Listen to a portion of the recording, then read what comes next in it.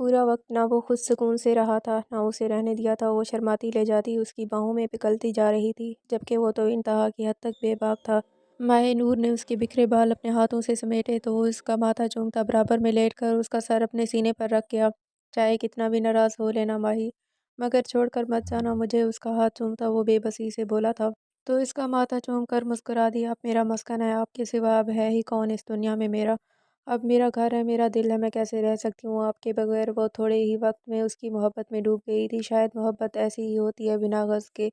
उनकी शादी को महीना हो गया था। वो इसका बहुत ख्याल रखती थी, बहुत मोहब्बत करता था, मगर मामूली सी बात पर उसका अचानक मूड बिगड़ जाता था, जिससे वो अब परेशान रहने लगी थी। उसे लगता था आराम के साथ कोई मसला है, वरना उस जैसा प्यारा इंसान अचानक इतना वहशी नहीं बन सकता। मुलाज़मों से वो ज़्यादा बात नहीं कर सकती थी। आराम की उस पर हर पल नज़र रहती थी। वो इसे एक पल भी अपनी नज़रों से ओझल नहीं होने देता था। उसे डर लगता था उसकी माँ और तंजीला की तरह माए भी उसे छोड़कर जाएगी, मगर भला जो खुद सारी ज़िंदगी मोहब्बत के लिए तरसी, वो अपना मोहब्बत भरा शानिया छोड़ कहाँ जाएगी। मगर आराम अपने दिल का क्या करता। अपनी माँ के बाद अब उसे दादी ने सँभाला था, मगर तंज़ीला के बाद वो बिल्कुल टूट गया था, गलत सोहबत में रहने लगा था। फिर एक दिन वो इससे मिली और उसकी ज़िंदगी में भौचाल बर्पा कर गई। वो पहली नज़र की मोहब्बत का शिकार हुआ था। वो इसे हासिल करना चाहता था, मगर उसकी शादी का सुनकर वो अपने काबू में ही कहाँ रहा था। भला उसे जो ठीक लगा उसने किया। अब माए को खोने का नहीं सोच सकता था। उसने तो ये भी नहीं सोचा कि माए क्या चाहती है। वो खुद गर्ज़ बन गया था। वो मोहब्बत का मारा था। उसे मोहब्बत से ही सुधारा जा सकता था। माए हर मुमकिन उसका ख़्याल रखती थी, मगर कभी-कभी वो इसकी एक गलती की भी उसे काफ़ी भारी सज़ा देता और फिर उसे खोने के डर से पागलों की तरह उस पर अपनी मोहब्बत की बारिश करता था। वो नॉर्मल बिहेव नहीं करता था। वो एक काबिल बिज़नेसमैन था। काबिल बिज़नेसमैन अंदर से मुकम्मल ख़त्म हो चुका था। उसका मूड आज बहुत अच्छा था। आज अरहम ने उसे बाहर घूमने ले जाने का वादा किया था, इसलिए वो सारे काम जल्दी से निपटा कर अब तैयार होने में मसरूफ़ थी। जब से वो आई थी, अरहम के काम उसने अपने ज़िम्मे लिए हुए थे। अच्छे से तैयार होकर उसने एक नज़र आईने में खुद को देखा तो खुद ही शर्मा गई। कितनी प्यारी हो गई थी वो। काले रंग की कामदार फ़िराक, हल्का मेकअप, डायमंड ज्वेलरी जो अरहम ने उसे दिलाई थी, वो कहाँ सोच सकती थी उस सब के बारे में। ऊपर से अरहम की मोहब्बत ने एक अलग ही रंग चढ़ाया था। वो कमरे में आया तो उसे यूँ खुद को देखते पाकर उसे अपने आसार में कैद किया तो वो बेसाख्ता मुस्कुरा दी। अब हम मुकम्मल हुए हैं। उसके हाथ पर अपने हाथ जमाती वो आहिस्ता से बोली तो वो झुककर उसके कान की लौ चूम गया। मुझसे मत शर्माया करो जाने अरहम, हमारे दरमियान शर्मा शर्मी वाली कोई बात नहीं। उसका रुख अपनी तरफ मोड़ता वो उसके लबों पर झुका था। माहे ने अभी अपने बाहें उसके गले में डाली तो उसे खुद में भेज गया। अरहम, हमें जाना था ना। लबों को आज़ादी मिलते ही माहे ने उसे याद दिलाया था। उसकी बात पर वो मुस्कुराता उसका हाथ थामे बह रहा था। उसे वो सबसे पहले सी साइड पर लेकर गया था। पानी देखकर वो पागल दीवानी हुई थी। अरहम तो उसे देख देख ही पागल हुए जा रहा था कि इतना नायाब और कीमती मोती उसका है, बिना किसी मिलावट के बिल्कुल खालिस। वो हंसती खेलती सीधा उसके दिल पे उतर रही थी। वहाँ मौजूद कई लड़कियों ने अरहम को उसने देखा था और जल गई, मगर वो दीवाना तो अपनी दीवानी को देखने में मसरूफ़ था, जैसे उससे ज़्यादा कोई ज़रूरी कोई काम ना हो। वहाँ से अरहम को मना करने के बावजूद उसके गोलगप्पे और चना चाट खाई थी और उसे भी खिलाई थी। वो इसे खुश देखकर खुश था। फिर वो उसे पूरे कराची की हर जगह, हर ख़ास जगह लेकर गया था। वो तो कभी ऐसे घूमने निकली ही नहीं थी, इसलिए ये सब बहुत नया और अनोखा था। अरहम तो बस उसकी खुशी में खुश था। आखिर वो इसे दूर लाया था। इतने ख़ौफ़नाक माहौल में दोनों ने डिनर किया। तभी वापसी पर वो एक बार फिर साहिल पर जाने के लिए ज़िद हुई थी। अरहम के लिए उसकी खुशी अहम थी, इसलिए वो इसे साहिल पर ले आया था, जहाँ वो अब उसका हाथ थामे नंगे पैर साहिल पर चलती उसे अपने दिल का हाल बयान कर रही थी। अरहम ने उसके गिर्द बाजू फैलाया तो वो पूरे हक से उसके सीने से लगी समुंदर की मौजें उनके पैरों को छूती वापस लौट रही थीं। वो खुश थी, बेहद खुश। ऐसा लग रहा था कि वो हवाओं में उड़ रही थी। अरहम ने उसके चेहरे को खुशी देखी थी। वापसी पर वो बस उसी सबक के बारे में बात करती रही थी, जबकि वो आज सिर्फ उसे सुनना चाहता था। वापसी पर वो इतना थकी हुई थी कि बिस्तर पर गिरते ही होश हवास से बेगाना हुई थी। वो कमरे में आया तो इसे देखता मुस्कुरा, उस पर झुका था। वो जो गहरी नींद में थी एकदम घबरा कर उठी और उसे खुद से दूर किया। उसके यूं करने पर वो एकदम उसके बाल मुट्ठी में जकड़ गया। अरहम, मुझे दर्द मुझे भी हुआ था जब तुमने मुझे खुद से दूर किया। दूर होना है मुझसे, बताओ। वो गुस्से से पागल हो रहा था। माही की आंखों में आंसू आए हुए थे। दूर नहीं जाने दूंगा, मार दूंगा तुम्हें जान से। वो पागल हो गया था। उसका मुंह दबोचे हुए सब फरामोश कर गया था। उसके मुंह छोड़ने पर वो भागकर वाशरूम में बंद हुई थी। दरवाज़ा खोलो माए, वो दीवाना हो रहा था। नहीं, आप मारोगे, हिचकियों से रोती वो ज़मीन पर बैठती चली गई और दूसरी तरफ वो बालों को मुट्ठियों में बेंचे पूरा कमरा तहस नहस कर गया था। पूरी रात वाशरूम में बैठे बैठे उसकी कमर अकड़ गई थी। मगर वो इतना डर गई थी कि उसकी हिम्मत ही नहीं हुई बाहर निकलने की। बाहर से आती खटपट पर वो घबराती और दुबकी थी और जब उसे यकीन हो गया कि वो अब चला गया तो इसने हिम्मत करके कमरे से बाहर कदम निकाला था। आज फिर उसे अपना बचपन याद आया था। क्यों करते हैं आप ऐसा? कमरे की हालत देखकर वो फूट फूट कर रो दी थी। मुझे मालूम करना होगा ऐसा क्या हुआ आपके साथ जो आप इस तरह करते हैं, खुद से बोलती उसने जल्दी जल्दी से कमरा साफ किया और बाकी काम मुलाजमा को बोलती उस सर्वेंट क्वार्टर की तरफ आ गई, जहाँ आरम की पुरानी मुलाजमा रहती थी। उसे देखती ही वो उठ बैठी तो वो उनके पास जाकर बैठ गई। खैरियत बेटा, आज आप यहाँ? उसे देखकर वो हैरान हुई थी। जी अम्मा, मुझे आपसे कुछ ज़रूरी बात करनी है। कैसी बात? वो परेशान हुई थी। मुझे अरम के माज़ी के बारे में सब जानना है, वो क्यों ऐसे हैं?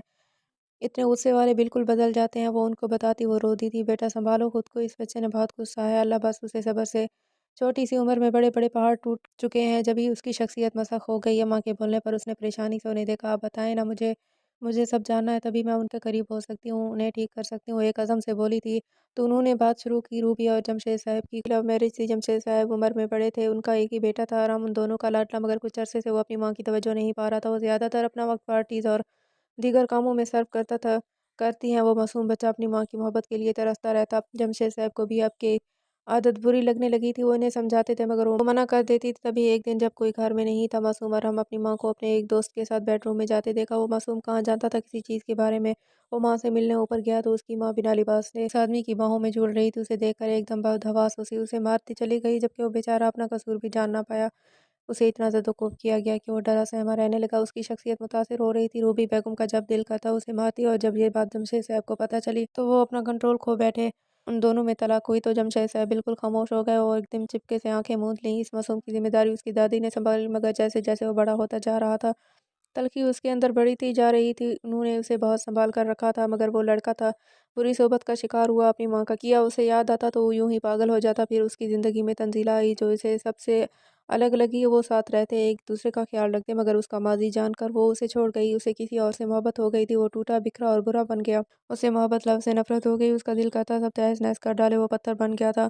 उस पर कुछ असर नहीं करता था। वो बिना फीलिंग वाला इंसान था। उसे सब फीलिंग लेस कहते थे, मगर उसे कोई परवाह नहीं थी। वो लोगों को मारने से भी दरेग नहीं करता था। वो शिद्दत पसंद बन गया था। अक्सर अपने माजी को याद करता तो वो होश को खो बैठता था। तब उसे मुलाजिम संभालते थे। वो दिनों कमरे से नहीं निकलता था। लोग इसे पागल समझते थे, मगर वो पागल नहीं था। वो अकेला था। उसे सहारा चाहिए था जो कभी उसे कभी नहीं दे सका। वो कई दिनों बस पानी पर गुजारा करता, ज़्यादा से ज़्यादा सिगरेट पीता, लोगों से दूर रहता, तन्हाई पसंद हो जाता और नॉर्मल होता तो काम काम। उसके अलावा उसे कुछ नहीं सूझता था। वो मशीन बन गया था जिसे कुछ महसूस ही नहीं होता था। वो लोगों को दर्द को नहीं समझता था। उसे सब अपनी तरह बेइज्जत लगते थे। उसे औरत-ज़ात से नफ़रत हो गई थी। वो उनके नाम तक से चिढ़ता था। न जाने कितनी औरतें उसके पास आती थी, मगर वो आँख उठाकर उन्हें नहीं देखता था, धुतकार देता था। उसे नहीं चाहिए था कोई और। फिर उसने माहे को देखा तो लगा सब कुछ अलग है, और खुद पर उसे इख्तियार खो गया और बिना उसकी मर्ज़ी जाने उसकी ज़िंदगी में शामिल कर गया। जैसे-जैसे उसकी कहानी सुनती जा रही थी, उसकी आँखों से आँसू रवा थे। बेटा प्लीज़ उन्हें मत बताना कुछ, आप बेफ़िक्र रहें, आपके ऊपर कोई नाम नहीं आएगा। उन्हें तसल्ली देती वो बाहर अपने पोर्शन में आई थी। उसके शौहर की ज़िंदगी इतनी तलख़ होगी उसने सोचा ही नहीं था। बज़ाहिर खुश दिखने वाले लोग अंदर से कितने टूट चुके होते हैं, उनका तो किसी को एहसास नहीं होता। सब अपनी ज़िंदगी में गुम, किसी की परवाह कब करते हैं। वो भी एक टूटा हुआ शख्स था जो दुनिया के सामने मजबूत बना फिरता था, मगर आज माहे को एहसास हुआ कि वो अंदर से कितना अकेला है। वो डरता था कि कहीं वो फिर से अकेला ना रह जाए, इसलिए वो अक्सर ज़्यादती कर जाता था। आज उसकी हकीकत जानते वो बहुत अफ़सरदा सी हो गई। लम्हे को फिर उसके दिल में ये ख्याल नहीं आया कि वो इसे छोड़ जाए, बल्कि उसे तो अब अपने आराम को सँभालना था, उसे अपने साथ का यकीन दिलाना था, मगर ये इतना भी आसान नहीं था। बचपन के लगे ज़ख्म को भरने में अभी बहुत वक़्त दरकार था। ज़ख्म लगने में लम्हा लगता है, मगर उसे मुंतबिल होने में सालों लग जाते हैं। जितना बड़ा और गहरा ज़ख्म हो, इतना ही दर्द देता है। उसका भी गम बहुत बड़ा, और जो अपने निशान छोड़ के आता है, इंसान बाज़ औक़ात खुद को ठीक करने की कोशिश करता है, मगर ये ज़ालिम दुनिया सब ख़त्म कर देती है। उस इंसान से उसके जीने की वजह तक छीन लेती है। ये ज़ालिम दुनिया ही तो एक इंसान को जानवर बनने में मजबूर कर देती है। आजकल की लड़कियाँ दौलत की लालच में इब्ने आदम से खेलती तो कहीं जिस्म की लालच में इंसान बिनते हवा को नोच डालते हैं। कसूर दोनों का बराबर होता है, मगर इल्ज़ाम सिर्फ़ एक तरफ लगाया जाता है। उसकी तस्वीर देखती उसकी आँखों से एक बार फिर आँसू रवां हुए थे।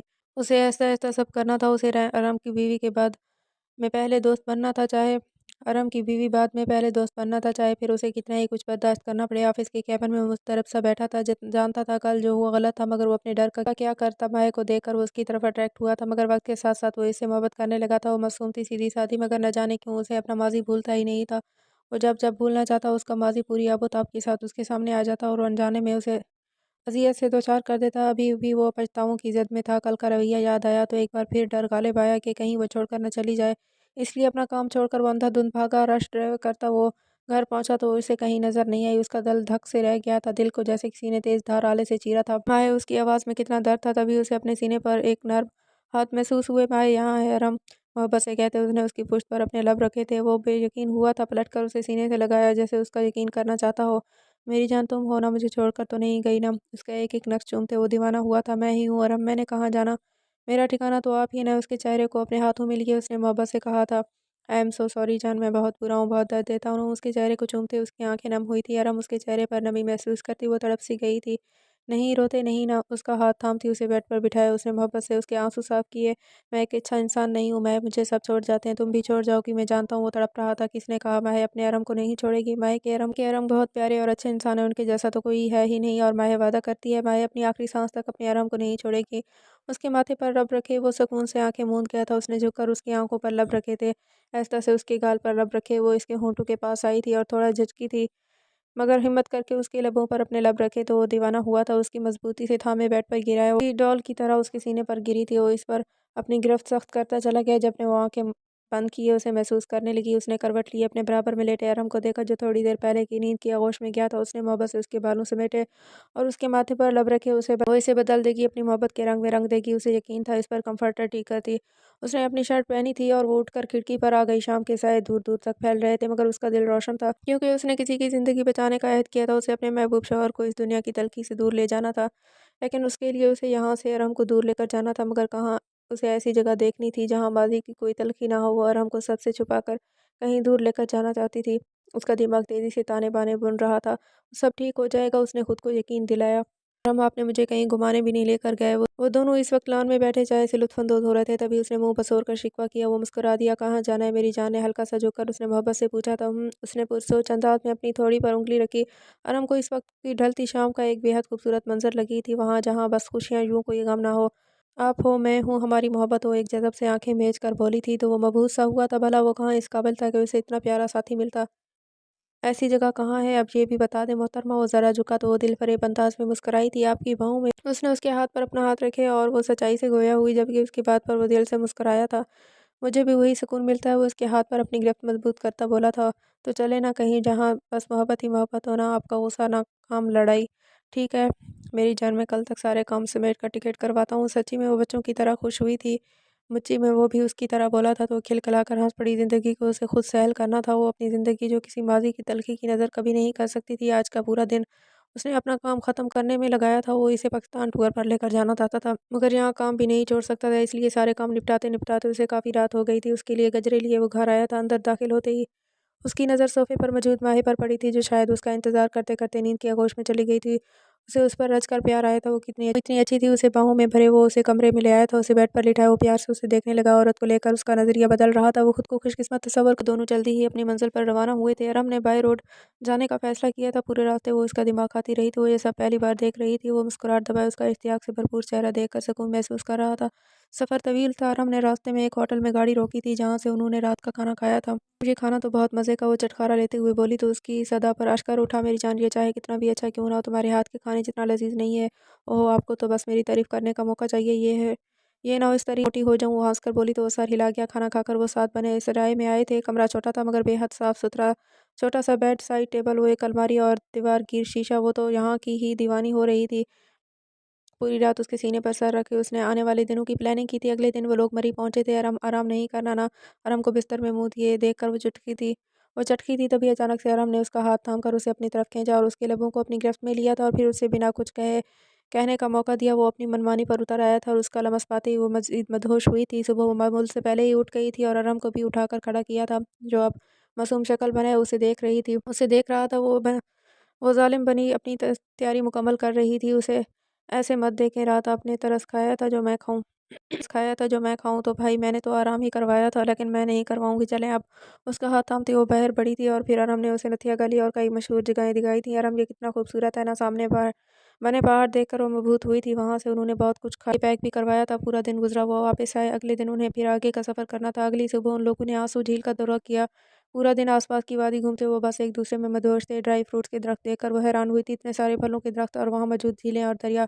उसका बस चलता तो वो वहीं रह जाती। अरहम उसे ज़बरदस्ती अपने साथ होटल लाया था। तभी अरहम का फ़ोन बजा था, जिसे सुनकर वो ज़मीन पर बैठता चला गया। अरहम क्या हुआ? अरहम वो बदहवासी आगे बढ़ी थी। सब खत्म हो गया नूर, सब कुछ। क्या हुआ है? कुछ बताएं। मेरा बिजनेस डूब गया, घर नीलाम हो गया, मैं सड़क पर आ गया हूँ नूर, मेरे पास कुछ नहीं है। वो रो रहा था। नूर को लगा उसका कलेजा नोच लिया किसी ने। पाका और देंगे, आप क्यों ऐसे कर रहे हैं? आपको कुछ हुआ तो मेरा क्या होगा? प्लीज़ ऐसा मत करें, हम आज ही घर के लिए निकलते हैं, प्लीज़। रोए नहीं, उसे संभालती वो बेड तक लाई थी। मैं सोना चाहता हूँ प्लीज़, हाँ आप सो जाओ। उसे सुलाकर वो वहीं उसके पास बैठ गई और उसके सर में उँगलियाँ चलाने लगी। ये करते-करते उसे अपनी आँख भी लग गई थी। सुबह पहली फ्लाइट से वो लोग कराची वापस आए थे। उनके घर पर ताला लगा था। आरम ने वक़्ती तौर पर एक छोटा-सा घर किराए पर लिया था। महनूर कदम-कदम पर उसके साथ थी, उसे सँभाल रही थी। ये सब कैसे हुआ? वो खुद भी परेशान था, कोशिश कर रहा था सब कुछ रिकवर कर ले। अक्सर टेंशन में वो माहे को भी फ़कत बेनुक्स सुना देता था, मगर वो चुप करके सुनती और फिर उसे गले लगा लेती और फिर सुकून महसूस करता। 3 महीने हो गए थे उन्हें यूँ दर-बदर हुए। माहे अपने अंदर आई तब्दीली महसूस तो कर रही थी, मगर हिम्मत नहीं थी कि उसे कुछ बता सके। वो सुबह का जाता, रात गए तक ही वापस आता था। ऐसे में माहे को उससे बात करने का मौका ही नहीं मिलता था। आज भी तो थका-हारा घर आया तो माहे ने उसके आगे गरम-गरम रोटी डाल कर रखी। खाना खाकर वो कमरे में आ गई, तभी आराम कमरे में आया था। "क्यों कर रही हो ये बताओ?" हाँ, वो गुस्से में एकदम उसकी तरफ बढ़ा था। "आराम मेरी जान क्या हुआ है? आपको क्यों छोड़कर नहीं जा रही?" "हाँ, कुछ भी तो नहीं, मेरे पास ना पैसा, ना गाड़ी, ना रुतबा, जैसे सब छोड़ गए थे तुम भी छोड़ जाना हो।" वो ईज़ियानी अंदाज़ में चीख रहा था। वो इसकी कैफ़ियत अच्छे से समझ रही थी। छोड़कर हाँ, आपको बताएँ क्यों जाऊँ? क्या मैं बस आपकी खुशियों की साथी थी? अब बुरा वक़्त पड़ा तो छोड़ जाऊँ? भूल जाऊँ किस तरह बिन कहे हर ख़्वाहिश पूरी की? अब मेरी बारी है तो मैं पीछे हट जाऊँ क्यों? इतना कम सिर्फ़ समझते मुझे मैंने मोहब्बत नहीं की, आपने खुद मगर आपसे खुद ब खुद हो गई। आपकी हँसी से, आपके गुस्से से, आपकी आँखों से, आपके हाथों से, आपके कपड़ों से, अपनी खुशबू से, तो कैसी चली जाऊँ? आप तो मेरे जीने की वजह हो, कैसे छोड़ जाऊँ आपको बताएँ? मुझे एक वजह बताएँ छोड़ जाने की। उसका गिरबान पकड़े वो इसे झंझोड़ रही थी। अब अगर मैं आपसे अलग होगी, तो इस वक़्त जब उसकी ज़िंदगी ख़त्म होगी, सुना आपने जहाँ भी रखेंगे खुशी-खुशी रह लूँगी, मगर आपका साथ चाहिए बस। आप होंगे तो सब बर्दाश्त कर लूँगी। ये गुर्बत क्या चीज़ है? कभी कुछ नहीं माँगूँगी, ना कपड़े, ना ज़ेवर, ना बड़ा घर, सिर्फ़ और सिर्फ़ आपका साथ चाहिए। वो बस उसे एकटक देख रहा था, वो वाक़ई सबसे अलग थी। उसे लगा था वो भी उसे छोड़ जाएगी, मगर ये तो कुछ नहीं चाहती। उसे अपनी सोच पर अफ़सोस हुआ था। गुस्सा आया तो हमेशा उसको तकलीफ़ का बायस बनता था। माए वो एकदम उसकी तरफ बढ़ा था, नहीं माफ़ करूँगी, कभी नहीं माफ़ करूँगी। इन सब के लिए आपको आई समझ उसे पीछे हटाती, वो रोती हुई मुड़ी थी, तभी ज़ोर का चक्कर है वो ज़मीन बोस होती। मगर अरम ने वक़्त रहते उसे सँभाला था। "माहे, माहे क्या हुआ? यूँ ना करो, आँखें खोलो माहे प्लीज़।" वो दीवाना बना उस पर झुका कह रहा था, मगर वो होशो-हवास से बेगाना उसकी बाहों में झूल रही थी। उसे उठाकर वो तेज़ी से बाहर निकला। अब उसका रुख अस्पताल की तरफ था। वो इसीलिए अस्पताल आया और अब बेसब्री से टहलता डॉक्टर के बुलावे का इंतज़ार कर रहा था, जो अंदर उसकी माँ का चेकअप करने में मसरूफ़। अल्लाह प्लीज़ मुझे माफ़ कर दे, मैं बहुत गुनहगार हूँ, बस मेरी माँ को कुछ नहीं हो प्लीज़ अल्लाह, मैं अब कोई शिकवा नहीं करूँगा, कोई शिकायत नहीं करूँगा। आपसे उसकी शक्ल में मुझे इस दुनिया की बेहतरीन तोहफ़ा दिया है, वो मुख़लिस है, सच्ची है, मैं गलत हूँ, मैं माफ़ी माँगता हूँ, मुझे माफ़ कर दें अल्लाह प्लीज़। वो अपने रब के हज़ूर गड़गड़ाया था, तभी डॉक्टर ने उसे अपने केबिन पे बुलाया। वो बेसब्रा बिना जल्दी से अंदर दाखिल हुआ। जी डॉक्टर आप जी मैं उनका हस्बैंड, देखें आपकी वाइफ़ बहुत कमज़ोर है, ऊपर से उन्होंने किसी बात का सदमा लिया है, उनकी कंडीशन ऐसी नहीं है कोई ये सब बर्दाश्त कर सके।